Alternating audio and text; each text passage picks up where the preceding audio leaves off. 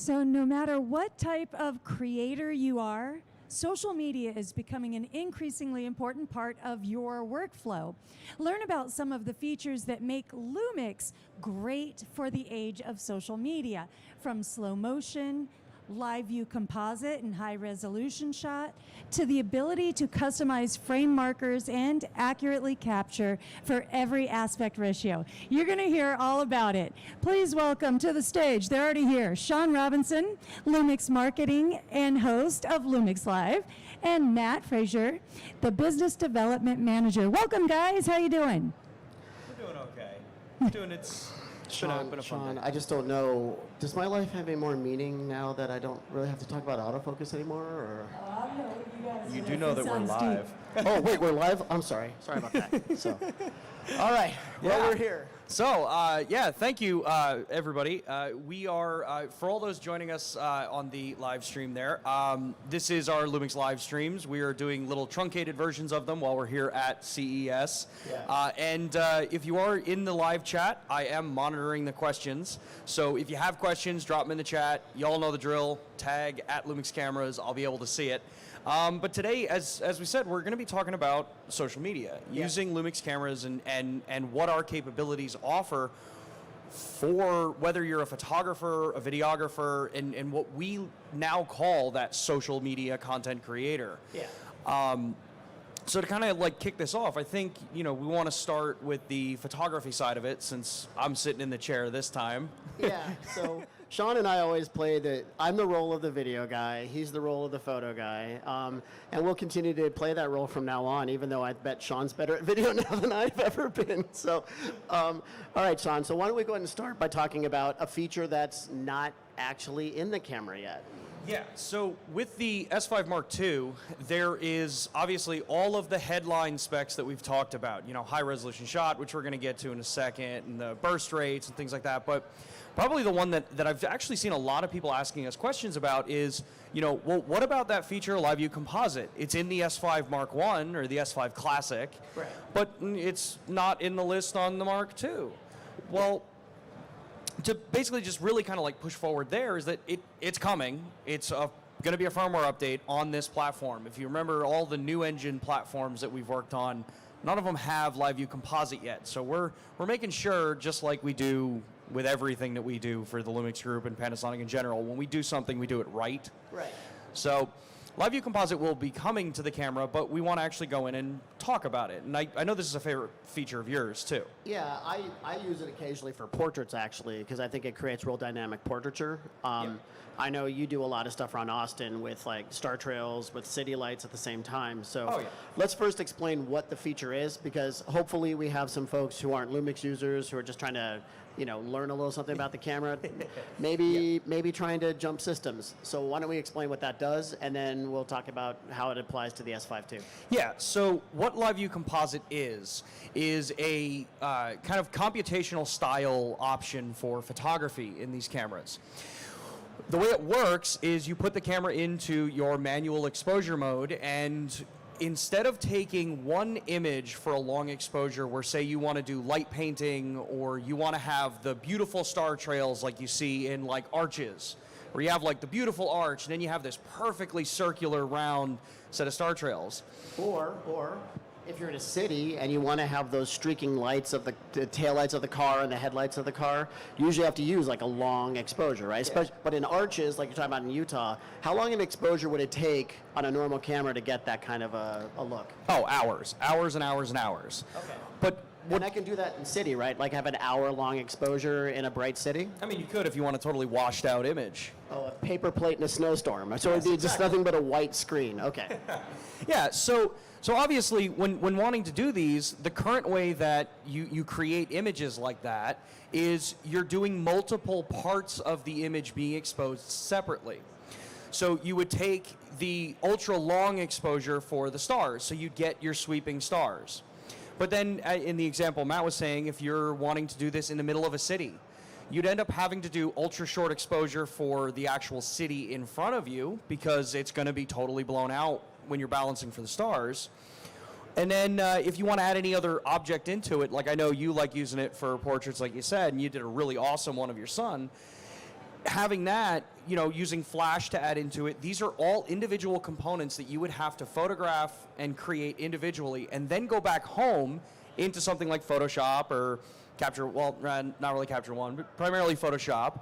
And then you'd have to blend all these together, layer them, and it's hours and hours and hours of work, counting shooting time and the editing time. So fake it. That's basically what you're doing. Yeah. You're going to one part of the city where it's dark and you're doing the stars. Exactly. Then you're going to another part of the city and then you're doing the long exposure, and then you're hitting it with some strobes, and then you assemble it all in post, and it's fake. It's not real. Okay. Yeah. And the funny thing is that it takes about as long as it did for me to explain how to do it originally. But now with the S5 Mark II and starting currently on the S5, we have the live view composite functionality in the camera. Now what we do now is you get to set it up, put the camera in that mode, and pick your exposure, which is going to be the brightest item you want it to be in the image. So if you're looking at a cityscape, like I love, as Matt said, I love going down to Congress Ave in Austin and doing like Paramount Theater, and I want the stars above it. Right. So I make sure that first exposure that I take is Paramount Theater and the car lights in front and everything properly exposed. Perfect. And then I just let it run. Because the way the system works is it just lets the image go and go and go. And now in camera, it's only adding the new highlight items, the new brightest point. So as a car goes by, you get that perfect, kind of light trail of the car going by. Yeah, as the stars build. Yeah, you literally watch see the car drive by and you see the blur happen right on the back of the LCD. Yeah. And then you slowly see those stars begin to create that arc. And it's Yeah. right on the camera. Yeah, and that's the coolest part about it, is that you are watching it build on the camera.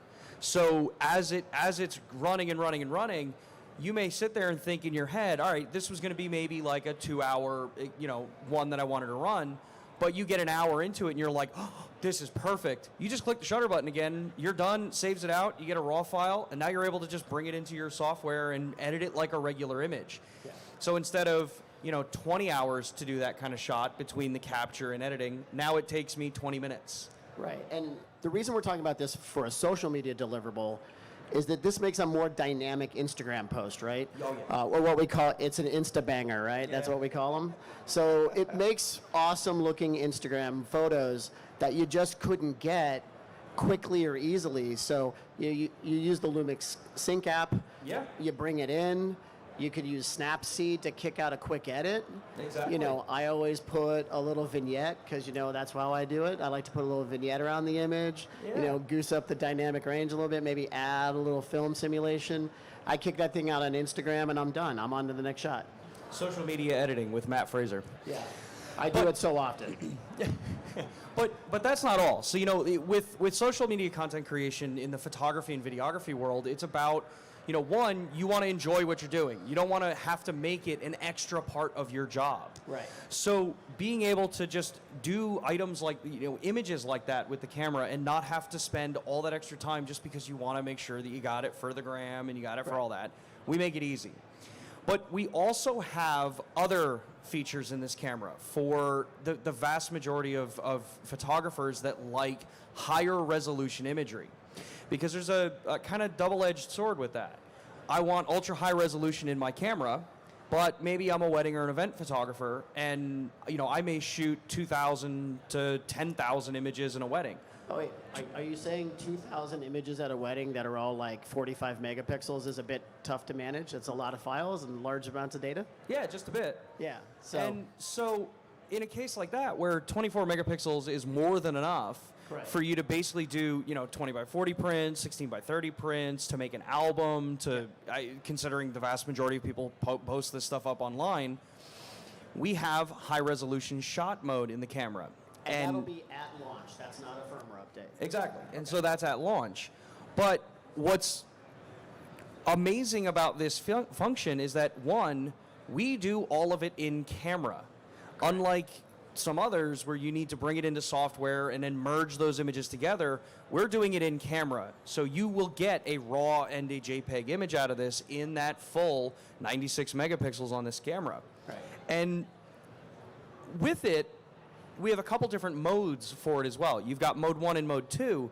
So, the example of, you want to do an ultra high resolution image of a bride and a groom, or just a couple or friends or whatever, Right. you're able to take the camera, put it into mode 2, and it will actively watch out to make sure that motion blur that's happening in the image of the objects moving is actually masked out and properly displayed in that ultra high resolution image, which makes it great for portraiture and stuff like that. Yeah, and the reason that we can do this is that we have an excellent stabilization system in the camera. So, you're actually going to move the sensor 8 times, and you're going to capture 8 samples, right? We're going to capture 8 images, and we're going to stitch them together to give you one 96 megapixel image. And as Sean was talking about, if you have someone walking across the frame, it's going to end up in there 8 times. So we have smart software, and it says just use one of those images of that person. We don't need 8 of them in the shot. Yeah. So that's effectively what we're doing with it. But then there's also the other added benefits too. So we all want ultra resolution. We want ultra high resolution with cameras, and the trade-off with current technology is that the higher the resolution you go on any given sensor platform, the noisier the images are going to look because you're working with smaller pictures to a point.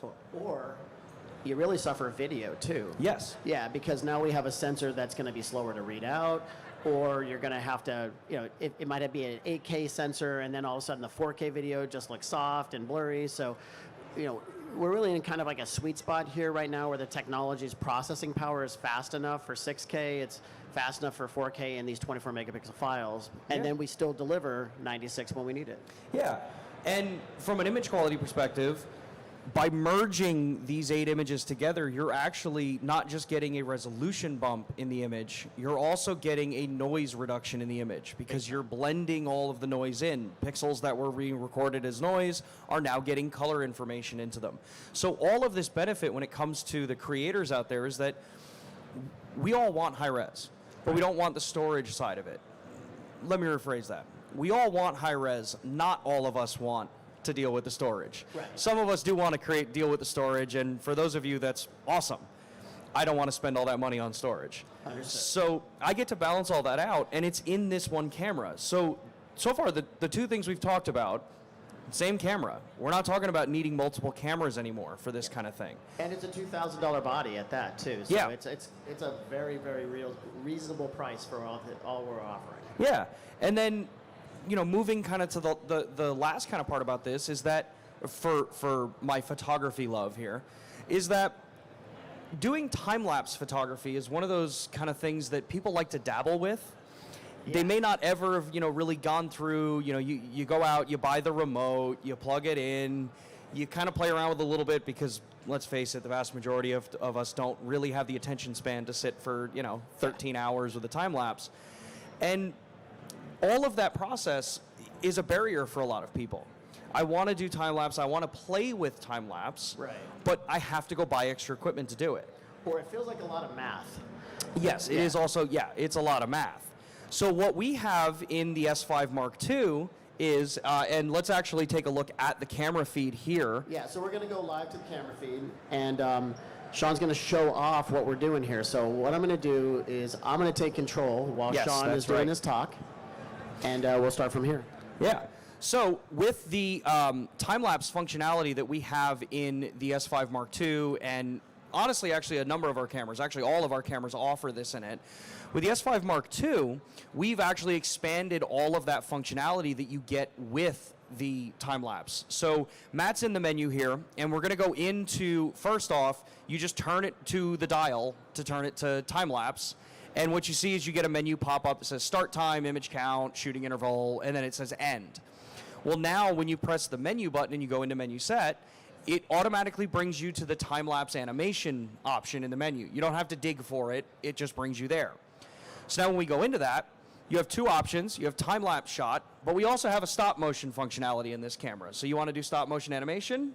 It's all integrated into this. You don't need tools. You don't need extra pieces for this. And I want to issue a challenge.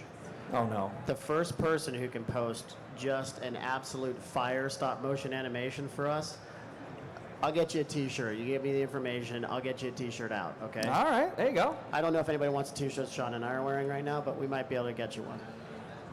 So, so you have those 2 options. But we're going to talk about time-lapse today.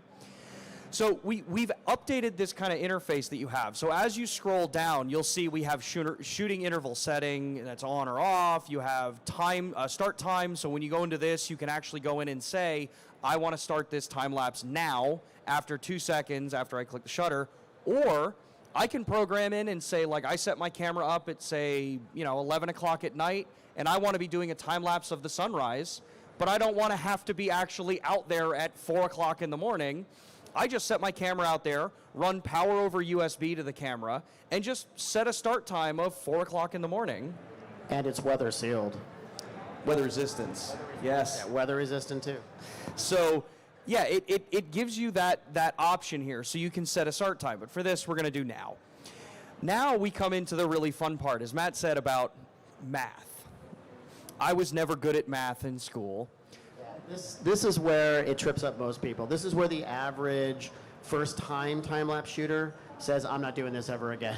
It's a lot of math. So let's make this easy for them. Yeah. So, unlike almost any other system out there, you don't have to know how many photos you need to take. What interval do they need to be at? You don't have to know that anymore. You now come in here and just press the display button, and I say that I want a 24 frames per second output on this. Cool. Put that in. And then how long of a video do you want to create? Well, in this case, I said I want a 1 minute and 30-second video. That's how long my end result is that I want it to be. And then I say, well, how long is the event that I'm going to be capturing? So I say I want a 24-hour period. When I click that, right on the bottom, it says image count 2,160, shooting interval 40 seconds. So now the coolest part, I don't have to write this down. So Sean, just one thing. That means it's going to be 40 seconds between each shot. I just want to make sure for the first timers they understand what that actually means. Yes. So that means it'll be take a photo, 40 seconds. Take a photo, 40 seconds. But the cool part is now, when Matt hits the display button, would you like to add these in? You click yes. Now your settings are already populated into it. So instead of needing to use external app solutions, which the app solutions are great, they give you a lot of the extra information that you would never be able to put into a camera at this point. This means that right on the go, without spending any extra money, I've got a completely class-leading tool for doing things like time-lapse. And then we also have things like exposure leveling built into this. And then on the last part of the page, we also have the option to go in here and change folders too. Because if you've taken a whole bunch of photographs throughout the day and you've created a bunch of videos, but you want to do your time-lapse, how annoying is it if your time-lapse sequences of images are all mixed in with the rest of your photos? You have to then go through the whole editing, go through the whole process, find them, take them out, and if you only shoot RAW, depending on your OS, you may not be able to see a preview thumbnail. Now, you create a new folder, and what it'll do is it will automatically, in time-lapse, create a new folder on the card, and then when that's enabled, you'll also have the ability to tell it to just reset the file numbering for this. So now that importing, if you're someone that wants to send this file into, Premiere, Premiere, because I'm an Adobe person. I assemble my time lapses in QuickTime, and the nice thing is QuickTime won't freak out because you have the same picture number each time for 3 different sets. So it's like, what am I supposed to do? You have 3 photos. They're all P10001111. Yeah. So this lets you just streamline that whole process. So for creators, for social media, when you want to be able to work with this stuff and add that extra level that you're not seeing from anybody else, you now have a tool that you don't have to invest any extra money into. Now, the part that I dropped the ball on here is I didn't record a time-lapse set of sequences to show you the next part. But what the camera will do when your time-lapse sequence is done capturing is you'll actually be able to have the camera compile those images for you in camera at up to a 4K 60p time-lapse video and just have that MP4 or MOV file on your card and you're done. Yeah, so I don't have to import it into any software if I want the video. Exactly. The camera just kicks out the video for you. Or if you're a more creative photographer, you can bring it in and then you can crop it or do whatever you want. So we've touched on several photo features that we think are great for social media. in particular, the high-res shot mode, I like it because you can apply like a Ken Burns effect to these super high-res shots, slowly zoom in and pan across them, and you've got so much resolution that you can really dig in deep into those photos on social media. So now, but what about video users? Since that's the vast majority of the people that follow our channel. Well, I want to touch base on one more photo feature. Okay. What about customizing your look? Maybe some film simulations. All right. Which is actually funny. Applicable to both. Yeah, because it seems like online people only realize this feature's for video. That's what they think. Yeah. So I want to make sure they understand they can do this for photo too. Yeah. So with real-time LUT, which is a feature we added to the S5 Mark II, and the addition of what we call LUT Library, you now have a really cool option to be able to come in here and add in these different kind of looks that you want to an image. Now, while real-time LUT is its own actual, color profile, as we see here, we go from log to real-time LUT, you have the ability as a photographer to say, I want to go into my photo style. I want to say that I want this image to be based on something like Cinelike D2. Yeah. But then I want to scroll down here all the way to my LUT edition, and I want to add that look into it. And we're going to go in here with this k1.cube file. Yeah, so this is a film simulation, and we can't really say the name of the film, but this actually comes to us from a reviewer, actually. Yeah. This comes from Ted Forbes. He's from Dallas. Yeah, he's Dallas, Texas. He runs The Art of Photography. Yep. He has a whole series of really awesome film simulations, so he lent us this one for the test. And so now we can apply this film simulation. Yeah, and ultimately it means that now, instead of having to capture my images, go back to Lightroom, go back to Capture One, Photoshop, whatever you use, right, I can build a look on my computer, export that look out as a LUT file in a .cube, and put it into this camera, and for both photo and video, skip that process in post. Right. So it is burned into this image, and when you're looking at it in like Cinelike or any of the other color profiles, it's now your edits that you normally do to save it out in that JPEG. And the safety net here is that your RAW file is perfectly untouched. Yeah. So I have my preferred look baked into the JPEG, so it's a quick post back to Instagram. Yeah. But I also have the file with more flexibility in post, so I can really dig into those shadows or bring back highlight information if I need to. Yeah. I just think it's a great feature, and we want to make sure photographers know we weren't only thinking of video shooters when we did this. We were thinking of photographers as well. Yeah. So now, what about the video side? Because we got about another 8 minutes left on the stream today. Okay. So take it away with video. Yeah, so let's talk a little bit about video for social media, because something that happened way back in like the 1980s and 70s and 60s was the fact that we had televisions and we added VHS tape. In the 70s and 80s, we added VHS. And all of a sudden, people started watching 16:9 aspect ratio movies on 4:3 television sets. And we did something called panning and scanning, where we had to crop in and then pan from one subject to the other. And James Cameron figured out that with Terminator 2, the film stock he was shooting on was actually 4:3. So he actually framed all of his movie for 4:3, and then also made sure his framing was good for cinema for 17:9 aspect ratio. Well, this is super important for us today to understand that there is no set aspect ratio for your television today.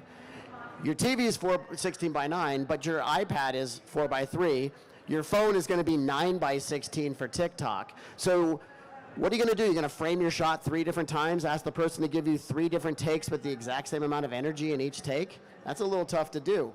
So we offer a function called Open Gate, which is a 3:2. We're using the entire photo sensor. It's in 3:2 aspect ratio. It's 6K, which means that we can then crop out a beautiful 16:9 for YouTube, and we have more vertical available space for our 9:16 Instagram or TikTok post. So I'm no longer cutting people's shoulders off when I got to do the 9:16 crop. I do one take, I bring it into a video editing software, I put it onto a 16:9 timeline for my video edit, then I just change the timeline to 9:16, and I've got both my projects done, ready to go. Now, what about, how do you know if you framed it right? Well, we offer frame guides, so you can have a 9x16 frame guide. So let's go ahead and pull that up. And we can also change the color, we can change the masking around it. So once you got it set,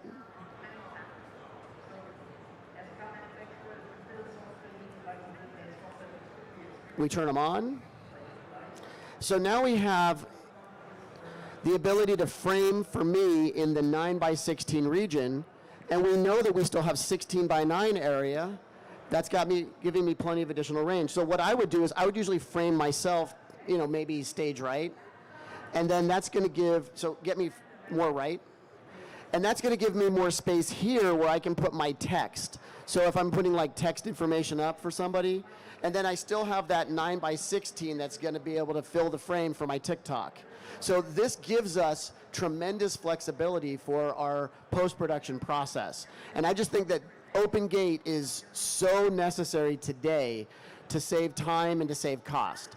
The worst is when your client didn't tell you they wanted dual deliverables. They didn't tell you they're going to want it for TikTok and for YouTube. And all of a sudden you're having to crop a 9x16 out of a 16x9 frame. Yeah, and so it's I think honestly one of the more fun things that we offer in the cameras. And obviously on the camera right now we're demoing in 16x9 just so I don't freak out the control room with changing the aspect ratios again. But it really has changed the way like I use the cameras. I basically only shoot any of my content anymore in fully open gate and then just throw it into software because we have these tools for us. We have these frame markers. It's been a total massive change for how I create. Well, and like the software company Oracle, they talk about they eat their own dog food, which means that they use their own software.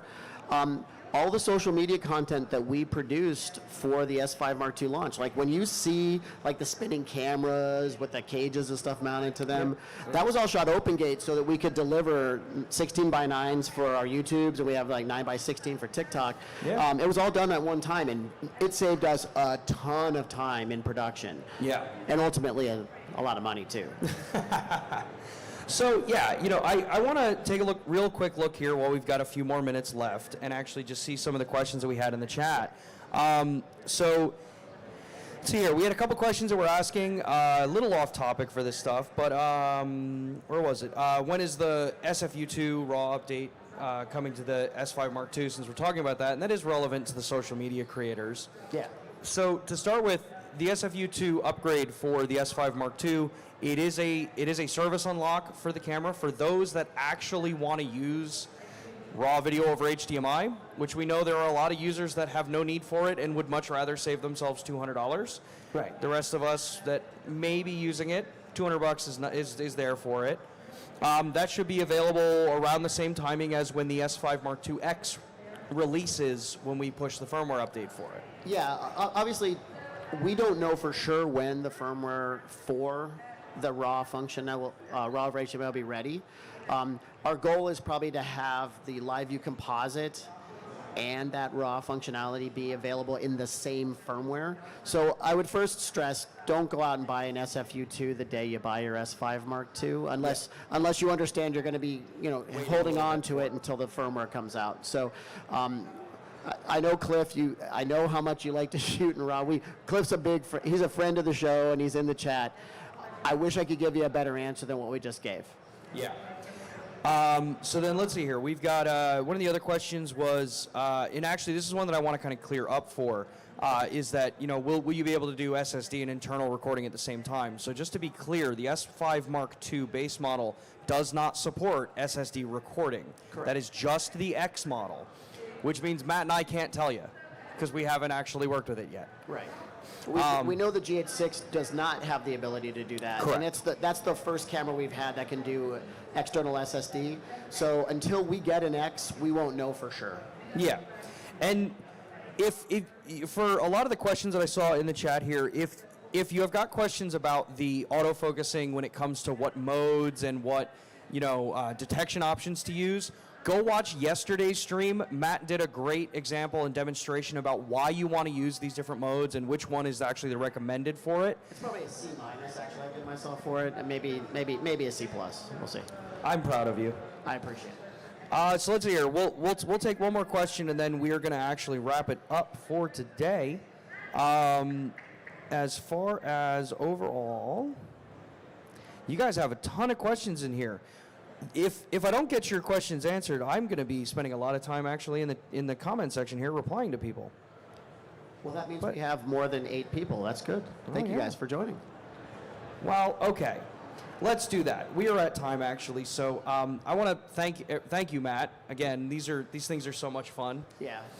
Don't worry. We'll when the camera's off, we can continue our conversation. You laying on the couch. Our psychology we'll get you session figured will out. pick up again. You're okay. Appreciate And thank all of you. Thank everyone in the chat. Thanks all of the Lumix Live followers that have joined us online. We'll be back tomorrow for another stream, so make sure to take a look, get yourself subscribed, give us a like if you feel we deserved it, and yeah, we'll see you tomorrow.